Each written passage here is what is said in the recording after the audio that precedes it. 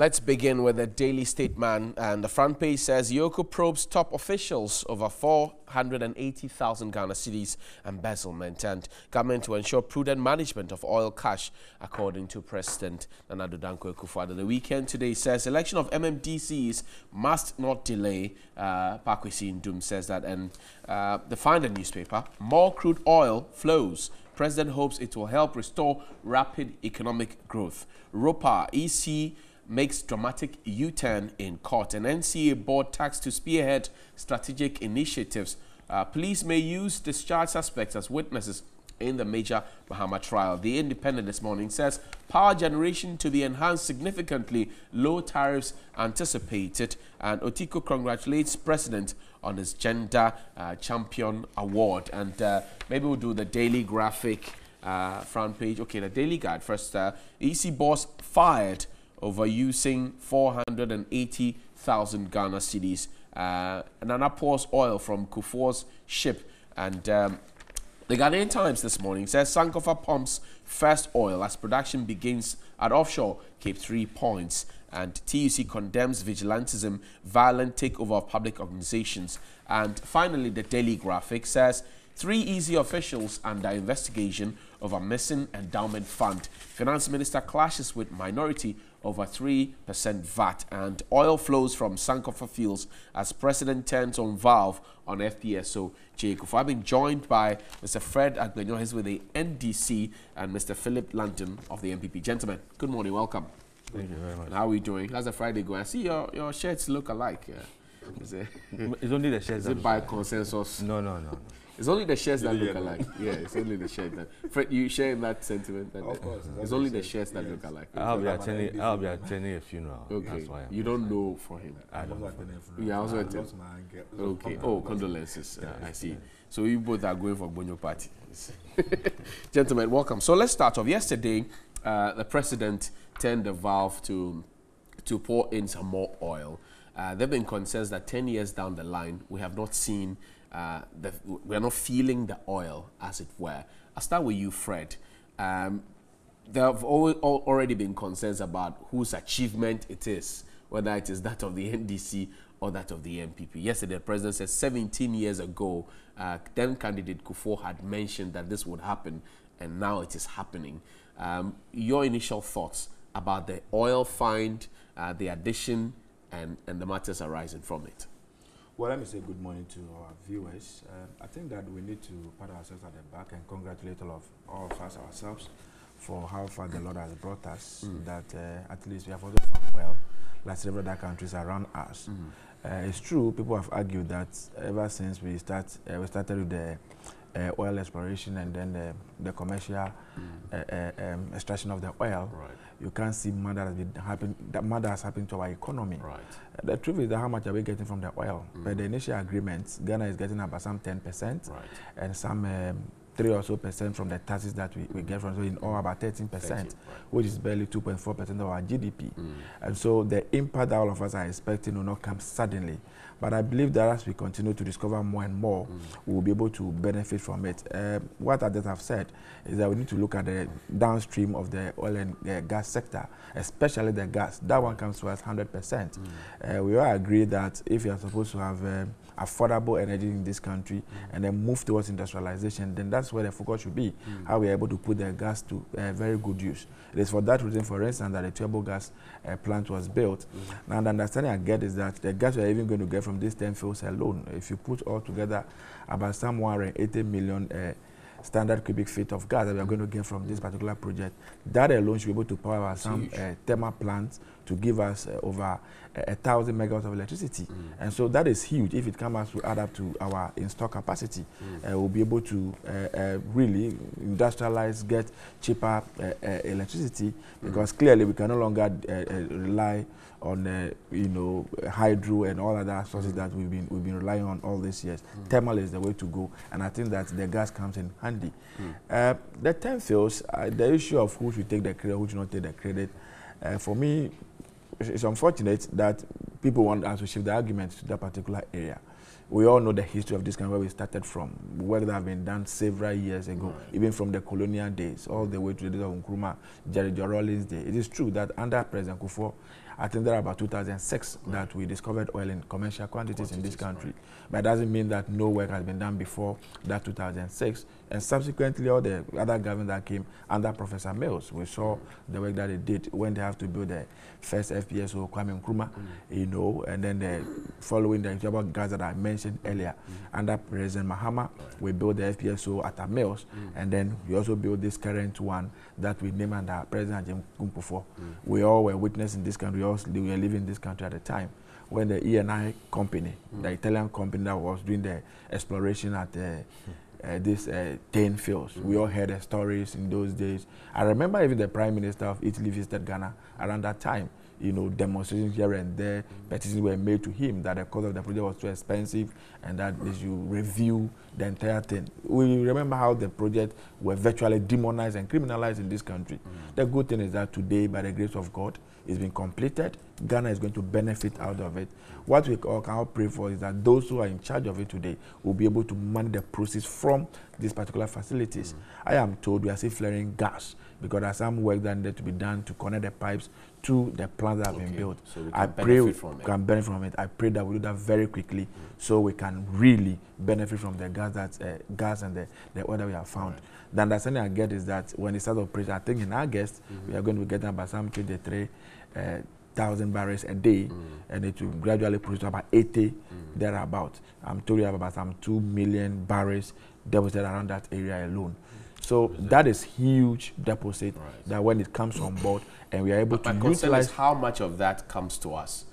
Yeah, like I said, until the agreements are changed, if we are still going to hold on to the early agreement that we have, it is 10%. The one who puts his money in and to do everything is taking 90%. Then they pay some taxes, which is about 3.something%.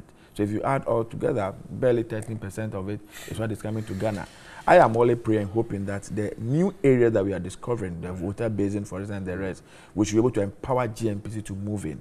That way, at least 70-80% will come to Ghana. Then all of us can benefit directly from the oil that we have found. But if it continues the way it is now, we will be producing so much from this country, but very little will add up to our GDP, and then the country doesn't benefit eventually. Mr. London, aside that, and I should take your initial comment too, but the president also made a call and says that this should improve our power generation and should reduce the tariffs as well. Right. There are many expectations that you made this promise on the campaign platform. What is happening to it? Well, thank you and good morning to our viewers. This particular well is going to give us a lot of gas. And the gas as a raw material for energy production gives us a lower unit price of energy. So that is a fundamental advantage of this one. And this was where His Excellency President Nana. To the extent that we're still flaring the gas? Well, you know, these things take a bit of time. I mean, yes, the ceremony yesterday was just a symbolic turning of the tap to signal the production of the, well, commencement of production from that field. But it's something that has been going on. Of course, the tests will be done before the running starts. Yes, we have only about 23,000 barrels coming out. But now it's going to improve the gas generation, gas recovery from the field is going to be higher as time goes on. We're going to get a lot of gas out of it. And it's an ongoing process. What is significant about it is that, yes, it is true, like Fred said, that yes, we have known we've had these hydrocarbon reserves, but it was President Kufuor who came out with a definite commitment. Definite. I mean, he put in energies and commitments that had gone a little bit beyond what his predecessors had done, and we saw the results. And it has continued. His Excellency Leonardo is now the president, and he is also determined to give it the same impetus and the same push. And he is also emphasizing the high rate of accountability when it comes to the resources, the financial resources that we get from these fields. So, yes, we ultimately intend to see lower tariffs because we'll have more gas to power our energy production, and as we do so, the tariffs will come down. More energy will help in our industrialization, and you know, it's good for us. I see you mentioned President Kufuor and President Akufo-Addo and left in between President Mills and President Mahama.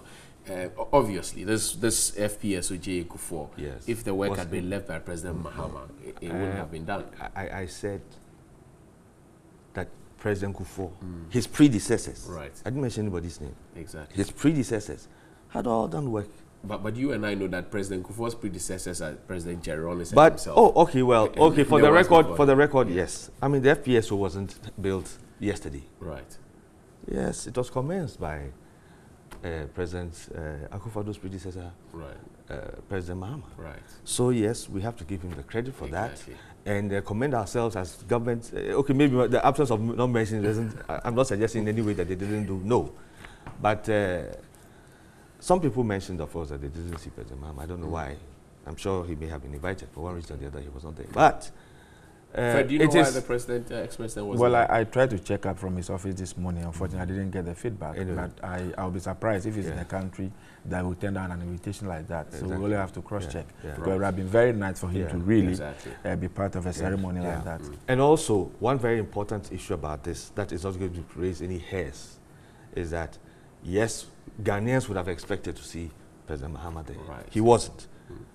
And his absence does not create, like I said, raise hairs. Because everybody knows the kind of working relationship that exists between President Nana Addo Dankwa Akufo-Addo and former President Mahama.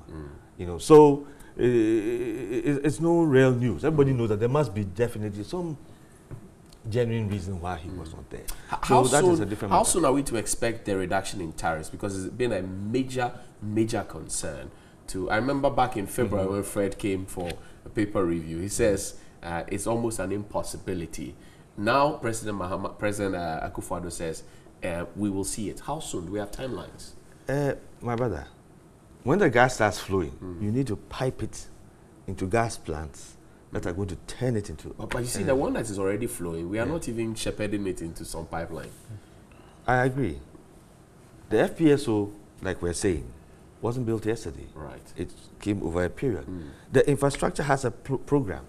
You see, you can't just do everything at once. Right. You have to get the funds, the designs have to be... It's an ongoing process.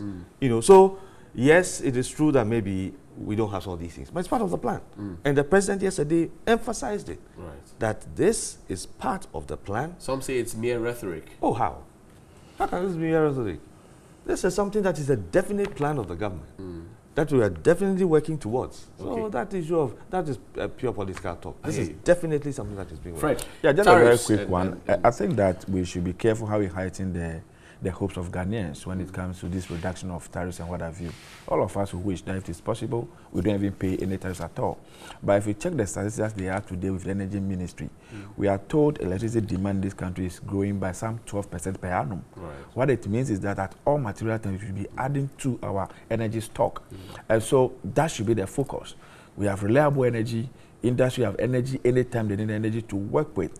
If we go back on those populist approach, political approach, let's create the environment we are reducing electricity, we will get back to where we were a few months ago, where we couldn't just generate to supply to the people. I have maintained that on any day, Ghanaians would prefer to pay a little bit more and have electricity in their houses and other workplaces than to say that we are reducing electricity and they get to their offices, no electricity, they wake up in the morning, no electricity. So yes, if we can genuinely reduce, and that will not impede the plan of adding on to the stock, we can go ahead and do it. But we should not just be driven by any political consideration, some populist, tactics. Let's just go and do something to please the ordinary Ghanaian. Let us focus on building this country, make it an industrial hub. We have so much. How do we add value to all those things? We're told one district, one factory. One district, one factory. If you are sending factories to every district of this country, what that means is that electricity must be there regularly for the factories to be able to work. So for me, that should be the focus. Why have we not been able to capitalize on solar? We have sun almost all year through, and the solar conversation has been on the table for a very, very long time. What is keeping us? You've been in government, you're in government. What's keeping us from pushing that agenda as well? The energy mix, of course, long before now, the concentration was on hydro. Right. It is hydro. Today, all of us agree that it's not the way to go because you and I don't control the rains. Right. So we need to look at other sources of electricity. Thermal as well. We are privileged in this country. We have sun almost throughout the whole year. Right. And so we can take advantage of the solar. But you speak to experts, they tell you, yes, it's not very reliable. Okay. How to integrate into the main system too is a problem. But other countries have done it. Right. If you China, travel, for example, China, for instance, they are making all their very high-rise good buildings have That's solar right. panels. Yes. If you go to Israel, every single building that you pass by, you see a solar panel on the building. Right. So power to power things like water heater, those domestic things, they don't rely on national grid. And something we need to do. These barbers, hairdresser saloon, those small ones, we need to get hydro. We need to look at this biogas. Okay. I've said institutions, go to the University of Ghana, look at the student population. Exactly. The waste, we should be able to generate. Kolebu, we should be able to generate. All these institutions, get them off the national grid so that the national grid will concentrate on industrialization. That way, we'll be able to get where we want to get to. But if we don't do that, we're still going to have a problem in the future. Finally, is this the plan? Yes, I mean, it's the plan. I mean, first of all, we're jumping the gun. The issue of, what, the suggestion that to make reference to ultimately is populist. It's just an unfortunate direction of the He's giving you, he said, he gave the analogy but you see, no, he gave the analogy that Ghanaians will be happy to pay a little more to have constant power. That was what, you see, and if you listen yes, to me. I'm listening to you. That was what we're being told all the time. Okay. That it is better for us to pay a little more and have a more guaranteed supply, which in principle is okay. But the emphasis now is to make it more available, more readily available, and at a lower price. Thank God we have gas. Everybody knows that gas generation of power is at a lower rate. And that is what we are doing. And it is a government policy, the same way. You see, when I started talking about President before, you thought I was saying. Because previous presidents had tried it, it hadn't worked. Or we hadn't achieved the results that we had. President Kufuor comes in, he applies a certain level of energy and commitment to the process, and we saw results. And we've seen things up to today. President Akufo-Addo has come. He is also applying another energy and focus to the same thing, and expect to see more results earlier. So it's not just a matter of, it's better to, no. The commitment and the difference. How committed is this government to solar? The pushing of solar. And I'm asking this because you find that, for example, if you go to the North Industrial Area here or South Industrial Area, you find that it's supposed to be an industrial hub, even a Spintex road. But you find residences all through, and they're all sapping from the same power. I think that the idea is that at a certain point, those industries will not be draining the power, so then you can give to the residences because people would have left home and come to work and vice versa. But now, 247. That is true. You know, over the last few years, a lot of things in our country have not gone the way we expect. We are in the process of setting up at least 10 industrial parks, one in every region of Ghana, dedicated industrial parks. That will be 100% industrial. How different would that be from the one district, one factory concept? One district, one factory is a concept where we are focusing on opening one factory in every district. Right. Industrial parks are the infrastructure that you provide to make it easier for investors to come in, I mean, industrial park is an industrial park. I think you know what that is. But I'm trying to put it together. We have one around circle here that we of course, the ICT park. I thought that you were going to make reference to that one, Mr. Landing. But let me make a very quick. But Mr. Landing, that's true anyway. Well, no, you see, I appreciate that my brother always wants to remind us of what they were. But if we have it, why don't we make actually make reference to it? Okay, fine. So that people can know that this is what you are talking about. Oh yes, but something new, as if it never existed. No, I'm talking about new things that we are bringing on board. We are adding new things. Adding to what already exists. Adding to. You have opened one ICT park. That one, there's no two ways about it. It's a good thing. Yes, but there's one also in Tema, the Free Zones Enclave. So it's not only one. Allow Mr. Landon. So finally, wrap up on this. Yeah. So we're talking about the solar. Right. Yeah. There's a commitment, even, for example, if you remember during the vetting of the Chief Justice, there is a program to even where we have remote areas where the, to integrate solar. And the advantage now is that one of the disadvantages we had in the past was that solar establishment was very expensive. Right. Very, very expensive. It still is expensive. But thankfully, because of research and further development, the price is coming down. And incentives have been put in there to attract investors also in that area, because we are lucky to have the natural, environment to have solar. So yes, solar is coming up. Right. Maybe we're not, at the moment, I think it's about 2% of the power that we produce. Okay. But it's coming up and it's improving. And as time goes on, we should see more of it in our generation. Yes, 1 minute. You see, this issue of the role President Kufuor played in the oil fund, I don't underplay it at all. He did very well. Yeah. But we need to also have the fact that some serious work began before President Kufuor came to office. I think he said there's energy. President Kufuor brought more energy. You see, let me just explain something. Right. GMPs under Chatuchikata, the work they did, almost all the data that was used subsequently was the data that was built around that time. It was the same well that they even began the digging. The problem at the time was that we didn't have adequate technology to be able to get to the level that we got to under President Kufuor. Okay. If the technology that we got in 2006 existed in the 80s and the 90s, I'm sure Ghana would have discovered the oil that we discovered in the 2000s. So, yes, President Kufuor, it was his time. But if any other president were in office around that time, the fellow would have done so, because the technology was available. Right. And I think we need to admit I think at this point we should acknowledge lawyer Chatuchikata, a very fine legal brain at that, for all the work that he did. But we're told by the Daily Guide, and in fact most of the tabloids, that 3 EC officials, top officials, have been set aside or asked to step aside so that investigations can continue. The staff welfare fund, 480,000 Ghana cedis that the Economic and Organized Crime Office is investigating. The story came up about 3-4 weeks ago, but now we're seeing EOCO has waded into it.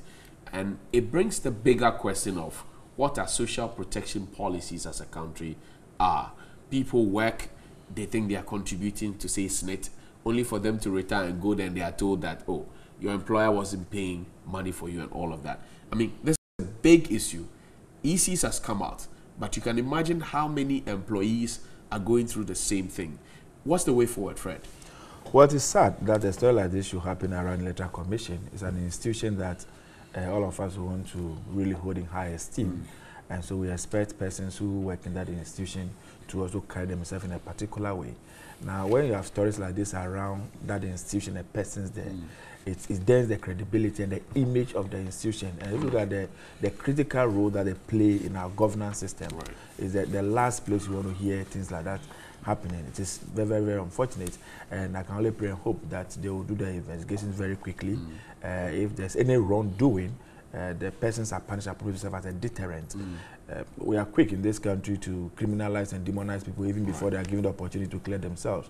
The fact that EOCO has come up with this directive does not mean that maybe some wrongdoing has taken place. I have not been happy about the fact that the Deputy Commissioner for Georgina Pokuo-Manque's photograph has been splashed up. 3 weeks ago it was. And I can imagine how her children will feel seeing mommy's photo.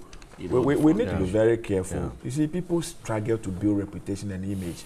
We can't just bastardize it when we don't have all the facts. Right. What are we in hurry for? Can't we wait for investigation to be concluded, for a court to pronounce a guilty, and then we can run with the story? But we are quick to. So if it turns out that at the end of the investigation, there was no wrongdoing, what do we do to a reputation? What do we do to an image? Damaged. We have damaged it completely. The children will suffer the consequences. And we have done this to a lot of people in this country over the period. I think the time has come for us to be careful and tread cautiously how we approach these things. Investigations are going on. I don't even know why EOCO has to even, this shouldn't even come out as an official statement. You handle it in-house, do the investigation. When the facts are all bare, they have gone to court, the pronouncement has been made, then we can become a national issue for discussion. The process is ongoing, and now it has become an issue for discussion, even without the facts. People who INCO doesn't like Electoral Commission now. These are an advantage for them to lambast everybody and blast everybody. I don't think it is appropriate. But come back to the welfare issue that you spoke about. Right.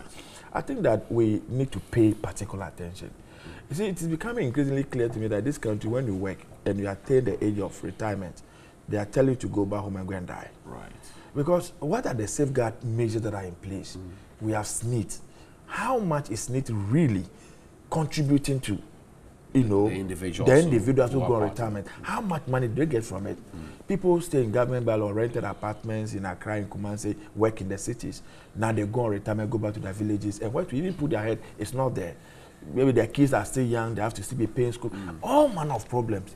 Sometimes you go back and you see the elderly. Then you appreciate when they are growing, you cross the 80 like some of us have crossed, and you say, hey, you need to put measures in place. You know, people go on retirement and quickly they are looking for their graves because life becomes very unbearable. And I'm sure that is why some of the institutions are encouraging this internal arrangement so that it can cushion them a little bit when they move on retirement. So to hear stories like this, it can be very heartbreaking. I'm told some people are even on retirement already, who are even expecting some money to come in, and the monies are not coming. It is not good enough. They should speed up the investigation, find a means of coaching, especially those who are already out there, give them something so they can also take care of their lives whilst we get to the bottom of this issue. So take a bite of this. Yeah, you know, first of all, I must appreciate the initial comments about how in managing some of these informations that come out, to try and be careful about the reputations of the individuals whose names may come up in the course of some of these things. I think it's a very good thing to hear, you know, because and it's a good thing for this country going forward, because some time back we saw so much of these things happening, especially when there's a change in government. Then the emphasis is to try and, as much as possible, tarnish the image. We have suffered it terribly before. Some are now crying. That some are suffering. Yeah, but you see, once there is that general understanding and appreciation, and we are moving in that general direction, it's good for all of us. Right. Now, in the case of the Electoral Commission, this is an internal matter, purely internal. Yes, it could have been handled internally, but it is of national importance because of the status of the organization. Right. It and many other organizations. If you had, I mean, we hear things internally about GBC and other places, all because of the importance and the critical role they play. So yes, it's something that will, although it's internal, it will take a national dimension.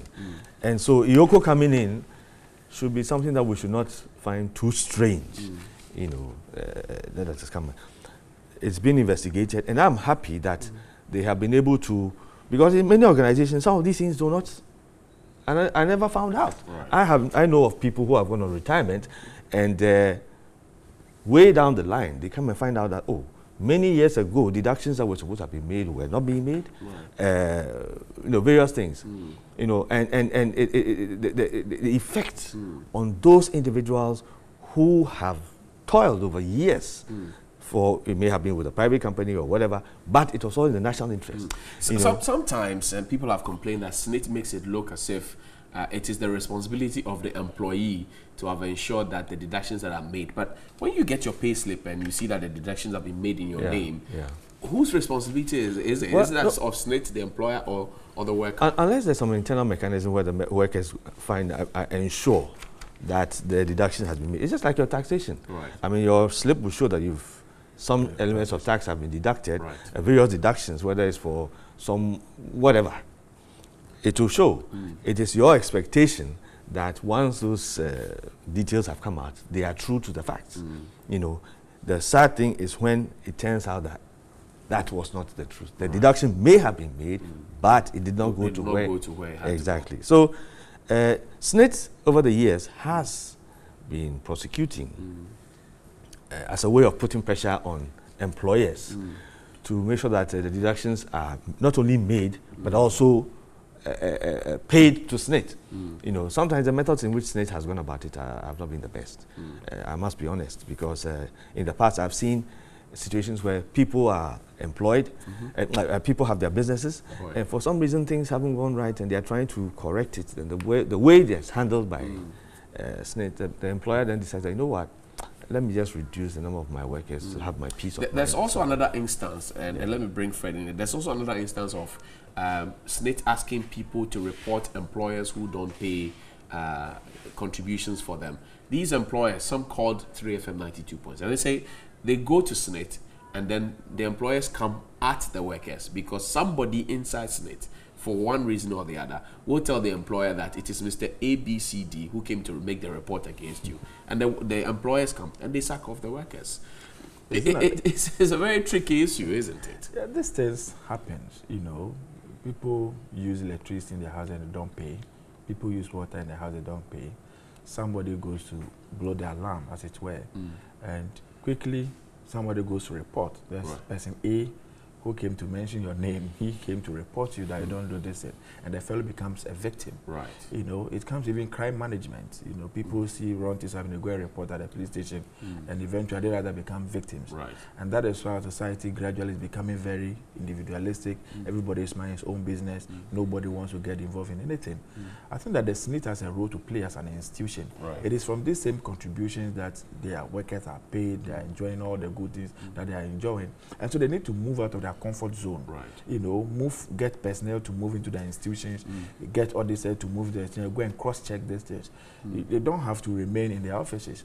Sometimes, if you are an employer, you appreciate the pain sometimes you go through to try to pay some of these payees and stuff like that. Business is not going on very well. Things are marking time.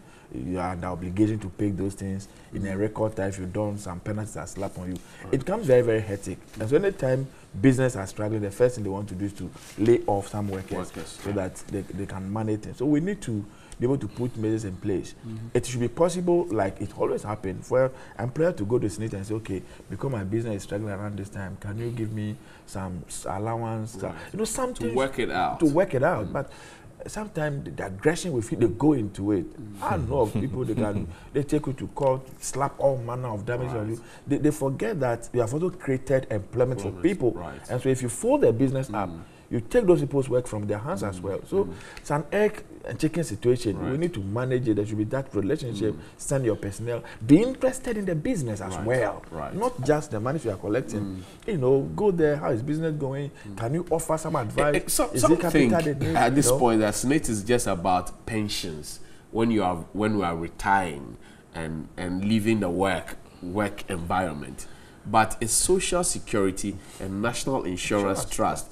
They need to do more than just pensions. And then before sorry, just a second on this. It's not possible for us to start looking in a particular direction. All the monies we are taking and investing in the names of these workers, if they are teachers, they are nurses, let's start looking at building some 1 bedroom, 2 bedroom for the people to retire in. You know, so they know that, okay, the money I'm contributing, when I go on retirement, there's some house somewhere for me, I can go and hide and die. They go and do all manner of investment, whatever it is, and the investor doesn't benefit directly from it. I don't know. So we need to look at how we go about it moving forward. Mr. Landon, we thought the single spine salary structure was going to, or pay policy was going to solve all these things. Now you have people who have allowances that are bigger than their salaries, and they retire, and then the contributions that are deducted in their name because their salaries are small. So he has a salary of 450 Ghana, but then the allowances that come maybe go up to like 600. So in total he has 1,000, and he is okay. He gets hit like a thunderbolt at the time when he gets to know that the actuals that they were making a deduction from is actually from 450. You know, I think that, like we're all saying, you get a payslip, you get the advice one way or the other. I mean, some people give payslips, some people send it electronically, either by email or text or whatever. But people get the notice of what is happening in terms of their salaries. So they know clearly how much is the salary. Some people are not interested. They are just interested in the last figure. But then we all know what the law base, is. What comes... No. But see, in all fairness, we know what the law is. We know what the law is, and we know how these things are calculated. Some people, corporate can decide to find a way around some of these things. So some of these people are also aware, very much so, that yes, the salary is only so much, but at the end of the day, hey, what is going into the bank account is it's a substantial figure. So they are cool until things they are on the other side of there. Then they realize that but at the time people were very well aware. Right now, I mean, the issues about how things should be handled and all that. Yes, there's a definite government policy to make Ghana one of the most business-friendly and investor-friendly environments. We have right now people, managing many of these institutions who have been at the receiving ends of many of these things. And there is a definite commitment to ensure that we put things in place this time round. That yes, monies have to be paid and all that, but we go about it in a business-friendly way, in such a way that you are not throwing the baby away with the bathwater. We are revising the way we do things so that processes are simpler, more transparent, more business-friendly, more things are being done to help business progress. Because at the end of the day, it is better to get the businesses going, to be building the economy. The big question will be when the people will start feeling this, because the businessmen still complain. They still complain about a myriad of issues. So if they are employing people, and yes, we are encouraging them to stay in business and to help reduce, because the World Bank says 40% or maybe more of our youth are unemployed. People want to employ them. But if they are frustrated in trying to solve the problem that is originally that of government, there's no point. No, but if Fred runs a business and he employs 120 people and he's always in the fight with SNIT or GRA or whichever it is, he will stop and keep his money and use it to buy gari and sugar and eat. Well, yes. Buy treasure bills and deposits. And go and relax. And I'm very sure, I don't know for a fact, but it's very likely my friend Fred will probably be running his own business now, trying to do his own business, and he'll be going through let's ask him. I don't want to ask him. This is national television. He'll be going through the pains that many businessmen have gone through over the decades. Right. It's not easy. You wake up in the morning, people have to be paid. Serious? You look left, you look right, there's no money coming. You have worked, people have not paid you. Not because they don't want to pay, but because sometimes they too have not been paid. Right. But your workers have families that they are responsible for and they need to get their money. You have to wake up and think. Serious. You see, it's not easy. And it is very painful when you have people taking decisions who they have never, then they just say things and do things. And they don't even have the appreciation that some of the things they are doing are detrimental to business. Right. It's not helping the system. But they feel that, the law says this, so therefore that, and then they want to exact it in a very painful way. It is not the way to go. Now there's a definite commitment to make sure that this country must work. Things have to move on. Ghana has the human potential. The people are there. People have the experience, the capacity, the connections, and whatever, everything that is necessary. We have the resources. So why should we be struggling? All we need is a government that knows what has to be done, create the environment. Is that government in power? That is what the new sheriff in town is about. Okay, so there's a new sheriff in town. When are we supposed to be feeling it? 6 months? We are not feeling anything. The people say they are not feeling anything. No, you see, My brother. if you tell people right now, we have to be careful. When you tell people, let's just be a little careful, then sometimes they don't understand. Okay. But how do you mean when you say people should be careful? no, that they should. Sorry, that they should be patient. Okay. Because these things actually do take time. Do take a bit of time. Yes, we are aiming at reducing energy tariffs, and in time those things are going to happen. But of course, like I was saying, the pipes and things have to be laid. Things have to be done. All right. And let Fred have about 1 minute. I'm sad and a bit tempted to go into these arenas that Mr. Landon is leading. Don't be tempted. See, we can stay away from the promise and what your government can do and how your government is prepared. You can play the accounts are saying that Agrobeso Ifranopa. What we are seeing this morning, it doesn't give us any hope that we are going to have anything. The promise you made on energy levy was that when you take over office, you were going to scrap energy levy. Right. Because you thought that weight was unnecessary. Nuisance tax. Nuisance tax, that's what you said. How much you scrap all the nuisance taxes? You've not been able to do it. I'm surprised. You came, what's the name? So kind people, sweepers, dealers, you told them all manner of sweet stories. You came and the stories are changing by the day. All the promises you made, you approached towards them, teacher training, career allowance, all the things you said, we are not seeing. Early days here. It is early, I agree. I'm not forced. Nobody has put their guns to their head that they should do it today because realistically they cannot do it today. I want to keep on saying we have got the best government that is going to create the environment. How are you going to do it? We have a government that the is environment so commitment. What we are seeing today, the things we are hearing, the things that are happening around town, does it give any Ghanaian hope? The GDP has grown by 6.6% with oil. That's good news, is it not? You see, the rhetorics. You see, I want to see this government succeed. Right. I want to see Ghana grow. I want to see Ghana succeed. If I'm doing my small business somewhere and the environment is that conducive, I'm happy, my business is happy, I'm also able to create some employment for people. And so no Ghanaian will be interested in fighting the system or bringing the system down. But it appears this government, the talking is too much. Work. You've been given a mandate. Deliver on the mandate. That is what is key. There are a few things that we need to really consider in our business circles. Ghana here, to start up a new business. The type of paperwork you need to do, monies you need to pay, register with this, register with that. By the time you realize the capital to start up is all gone in the names of registration. Yeah, you register and the service that they're supposed to provide for you, those services never come anyway. And so those are things I want to see your government tackle as we move on. As for the talking, yes, I know it's an angel governor that's coming. So let's see. All right. So let's read some of your messages before we get to the next conversation. So TV3, you guys are really making Ghana proud through the educative and informative programs that gradually transforming lives and communities in our homeland Ghana. Please continue the good work and never relent on your efforts to bringing to light the wrongdoings of people to make our homeland Ghana a better place, you say. And it says, well, interesting.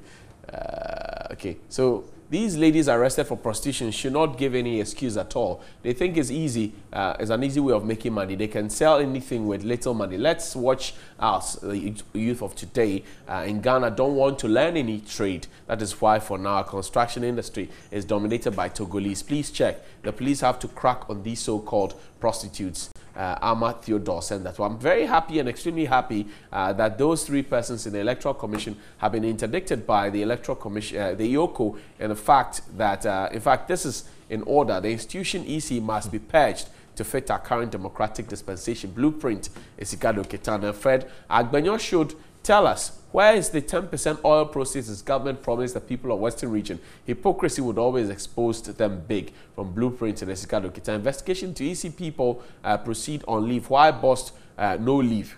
Patrick from Kumasi is asking. And there's a company who have written to SSI. Okay, I don't get that one. Well, investigation into EC people. Okay, so I'm Sir Brains in Abosu Takwa. It says this NEET issue is serious. So they did that and you go there only to realize that you have no records. Very bad. Regards to you all. And Alhaji Moshood Tamale says MPP and their cohorts are trying to paint the Electoral Commission black. It's today the IOCO knows EC exists. Why didn't they investigate the boss MD? AU Farouk in Tamale says Ghana is an interesting country, isn't it? IOCO has asked that Georgina Opoku-Amankwa, Deputy EC Chair, together with 2 others, be step aside to pave way for investigations into an alleged misappropriation of 480K from EC endowment funds. Boss MD Alfred Obing and his accomplices have cost our taxpayers over 5 million Ghana cedis as a result of what Imani President Franklin Kujo described as organized or deliberate contamination.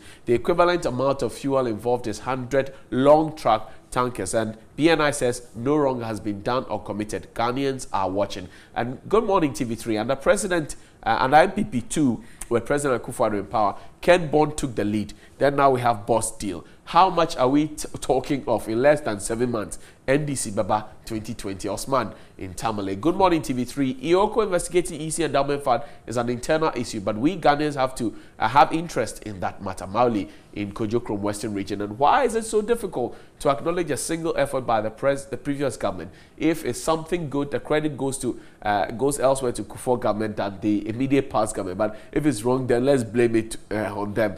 I think it's not fair. Kudos to your panelists. They are being objective on issues this morning. Dabara in Shayam, Afro Tales on my mind. Thank you. Well, Afro Tales will show after 9. Now, one Wana Elasan in Wa says, His Excellency President Akufo-Addo and MPP government will make Ghana an oil discovery a blessing than a curse. MPP government will manage the oil revenue well. We hope so. Well, commissioning the project is not what is important. Maintaining the most, it is the most significant thing to be taken into consideration. Nana Noche in Kente Krono Nkomasi, Ashanti region. Now, MPP should continue tickling themselves and laugh, thinking that Ghanaians are not wise enough to see the high class of incompetence exhibited by them in the past months. They came to office when the reality hits them in 2020. They will realize Ghanaians are wise, powered by Billy Graham in Legon. The MPP man finds it difficult to even mention the names of President Mills and Mahama, less to give them any credit. The world goes round. Fred, and good morning TV3. I'm glad for your panelists. They are more nationalistic. Very surprised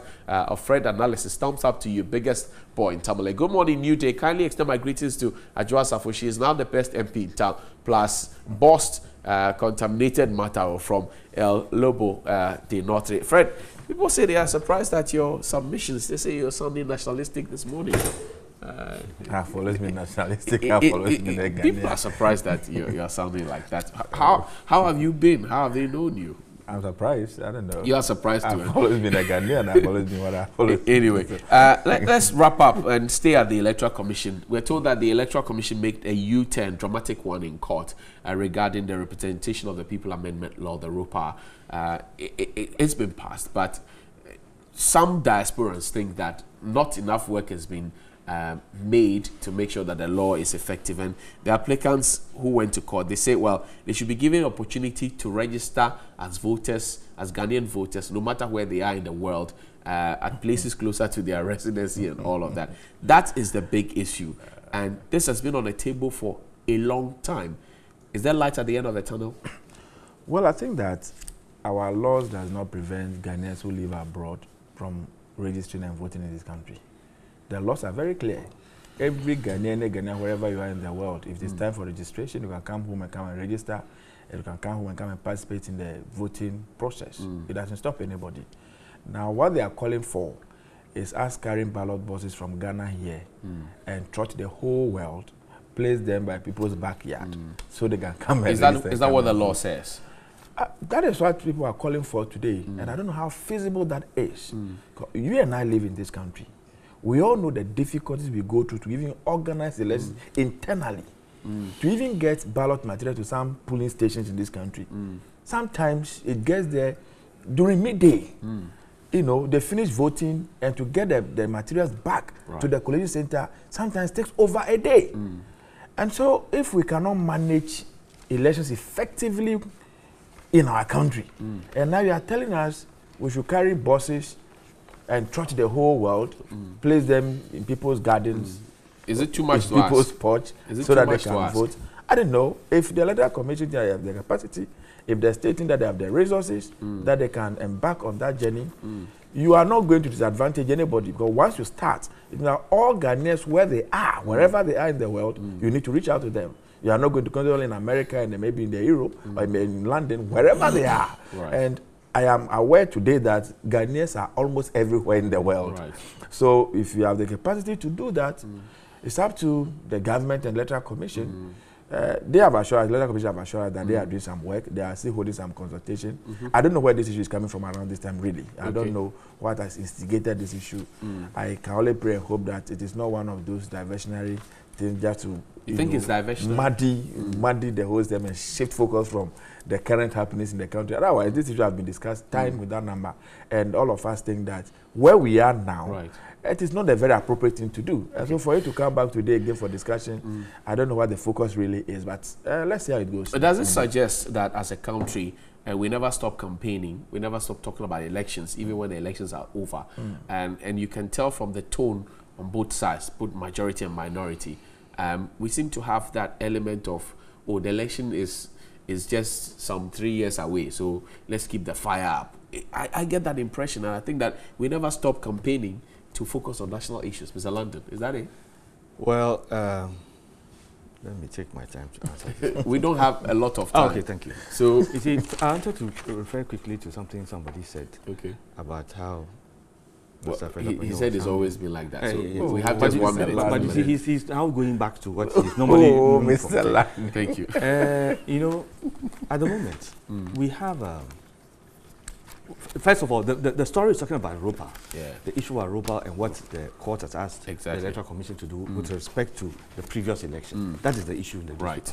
But what other matter that has come up, not directly connected, but also, you know, about this whole ROPA issue, Exactly. which my brother here spoke about. You know, we have Ghanaians in the diaspora, and the Ghanaians have worked hard. They have been remitting money. Right.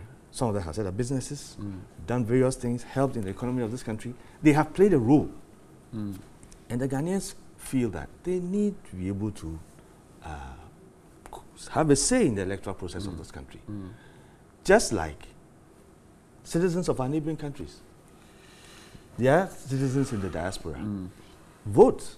Many African countries, many countries all over the world have mechanisms whereby their citizens, as much Fred and as says it's convenient. diversionary at this Well, point. that's what I'm saying, that he's going back to what Is he's it normally feasible known. to do that now? My brother, if some of our neighbors who do not have the kind of resources that we have are able to do it, it is for us to find out how they do it and do Can you it. mention specific countries, specific neighbors? Look, you see, like my friend is doing here, he wants Ghanaians to imagine that Madam Charlotte Osei and some of the people who have been interdicted will carry ballot boxes on their head and sit on the plane and start. Charlotte Osei has not been interdicted. No. I'm referring to what he said. Okay, carry ballot boxes. And then be trotting around the world to send ballot boxes for people. You see, this is how they dramatize it to make it sound so impossible, so ridiculous. So, you know what I'm saying? It doesn't help the progress of our country. We need to leave it here. Thank you very much. Mr. Philip London is a member of the NPP, and Fred Agbenyo is a member of the NDC as well. Gentlemen, thank you very much. You both are going for funerals. Would you be engaged in a funeral party? No, I'm just going to mourn. You are just going to mourn. Yes, Fred, I how about won't you? spend the whole Why, day just do we in front. party at funerals? I know you have not seen some before. People pound fufu and things at parties. We don't do that. You have not seen some. In You my don't hometown, do. Akwafu, we don't do that. We Thank mourn you. that day. Thank you very much, gentlemen, and safe drive out of town. We'll return shortly with sports here on New Day.